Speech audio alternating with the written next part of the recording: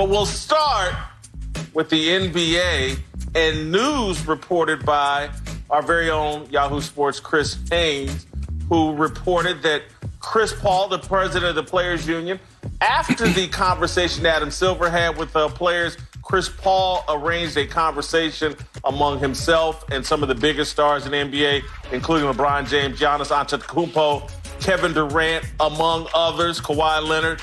And the players said they wanted to present a united front that they wanted to continue this season, if at all possible.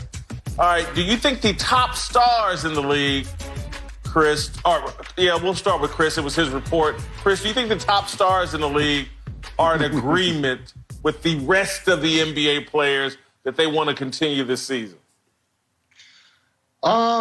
I wouldn't go that far, Jason. I would say that. I'll say that because, I've spoken to a lot of players who aren't currently in the playoff picture. And they feel like, if the season were to restart, just go ahead and start with the playoff teams, the top 8 in each conference.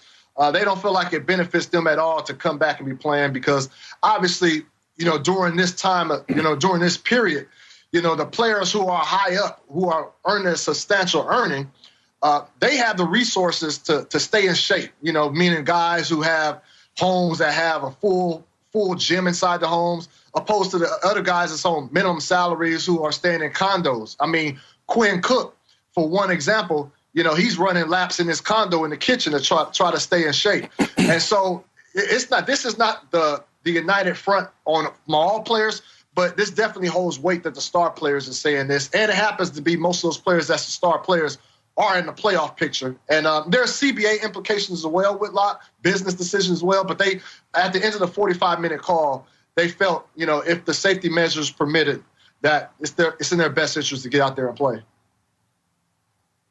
Well, I think that the top stars are reflecting what most are thinking, but not all. So I am with you there, Chris, in terms of trying to get the total picture. Let's be real about it.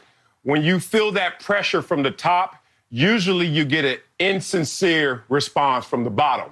In any situation, when it's strongly suggested or it's inferred or it's implied, whatever you want to look in terms of the read from the top, the ones with the status, the power, the cachet, then you ask everyone else and they usually fall in line. But this situation, so many things to unpack in terms of the teams that are not in playoff contention. They're like, basically, let's move on to next season, but we want to get paid. And then there are the guys who are thinking, hey, how's this going to affect the CBA next year? That population has to be respected. But all in all, there's going to be a lot of FOMO existing right now with a 25, 30-year-old professional basketball player. The fear of missing out of money, fear of missing out on the opportunity, the platform, playoff structure, all those things which they've been sitting there waiting for in full desire. Now it's an opportunity to cash in on that. And if they can't cash in on those opportunities, they know that they're going to take a hit in terms of compensation. So I put myself back in that mindset when I was young, and I'm thinking about a global pandemic, that how would it affect me? And I'm a young guy who probably will be asymptomatic, and if not, then I won't be in dire situation. Talk to Kevin Durant, Rudy Gobert, Donovan Mitchell. And then you're like, this may not affect me, but it will affect me if I don't play and get my money. So I think the money's going to talk. Yeah, I think that right now they might not reflect the rest of the rank and file NBA players, but I do think they're on the right side of this issue in wanting to play. And that once you educate the rank and file on the severe economic impact, if there is no more product, no NBA playoffs, no more product this season, the economic impact, we've already heard from China, they're not going to broadcast NBA games in 2020. We've already heard that that's going to cost $300 to $500 million to the NBA. When you start talking about their television partners, ABC and ESPN here at home, and the economic impact of no future season, that Quinn Cook, a guy that's out of shape, guy that's making NBA minimum, guy that's making $2, $3, $4 million a year, eventually they're going to be educated to the fact that, hey, guys, we have to put some product out here. We have to be good to our television partners and to keep this business rolling. And so I think Chris Paul, LeBron, Giannis, and these guys are right. Maybe not everybody's on board with them right now, but I think once they're educated, Chris, I think they'll get on board.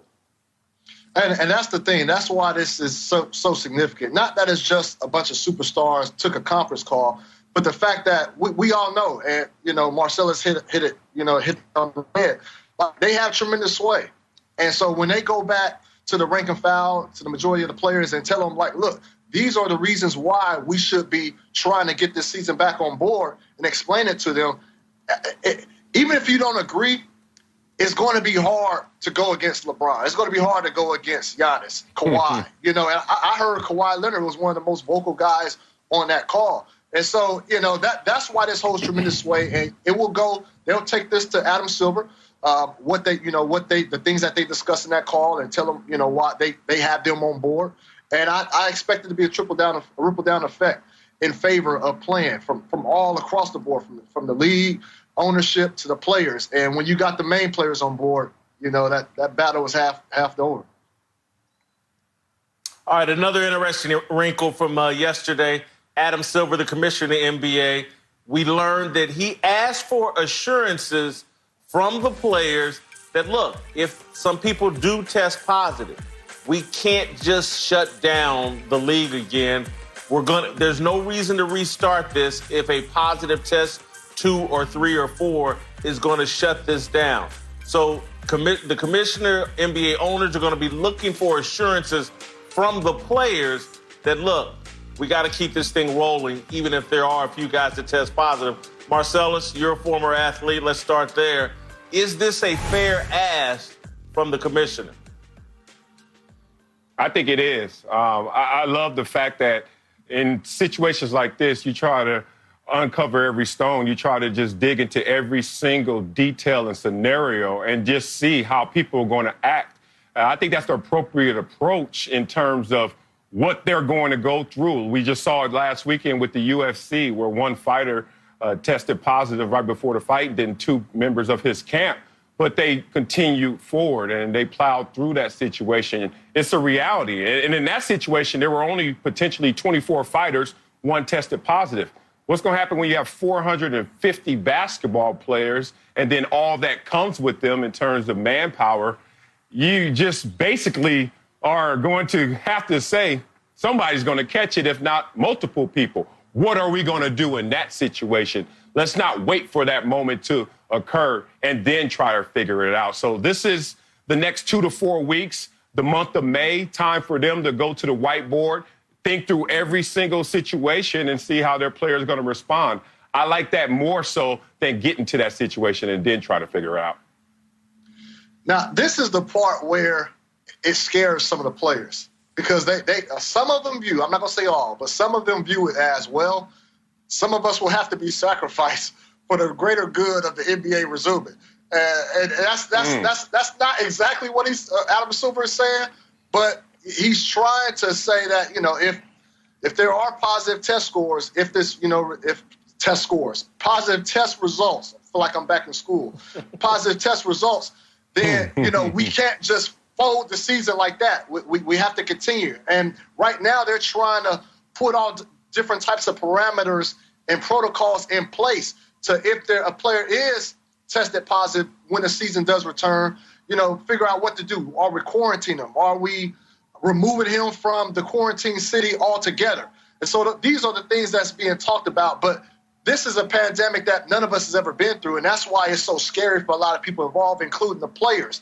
That kind of talk concerns a lot of them. But I think Adam Silver is trying to say, hey, it's not the end of the world, and it's not the end of someone's life if they do test positive. Let's figure out how do we handle it moving forward. Look, I will hope I'm going to measure my words properly, because I want to be fair to the players and I want to be fair to everyone. And I don't want to sound like I'm some tough guy. But listen, coal miners take risks virtually every day. And we know the health ramifications from going down in a mine, breathing that air. They do it to provide for their families. They don't make millions of dollars. Life comes with risk. Men and women have been taking risks to provide for their families for a long time. And so all I would say to the players is get into the data, do some independent research. Just don't turn on your television and be preached to. It's really hard. And I'm no expert, but I've been doing some reading. If you are under 50 and in good health, you've got a better chance of, falling off a cliff and being pushed over by a baby child falling off a cliff. There's any kind of calamities that could happen that are more likely than you dying from the coronavirus. And yes, perhaps you could catch it, pass it on to someone else. But I'll just again say there are risks in life. No risk, very little reward. So I would encourage the players to do some research and figure out just how at risk they are, and then do a calculus on what risk are you worth taking. Maybe not everybody will want to do this, and some guys will pass, and that will be okay. I won't judge them harshly. I don't think any of us should judge them harshly. But when it comes to life, there are no guarantees. The only thing that really is guaranteed is death. And as it relates to the coronavirus, I think as we get more and more data, I think there has been a little bit of a overreaction and spreading of fear that's to a level where people are making unreasonable decisions. That's all I want to say before I get myself in trouble. Thanks for watching. Subscribe here to get the latest from the show. And be sure to check out more of the best clips from Speak For Yourself, or go watch a few segments from our other shows on FS1.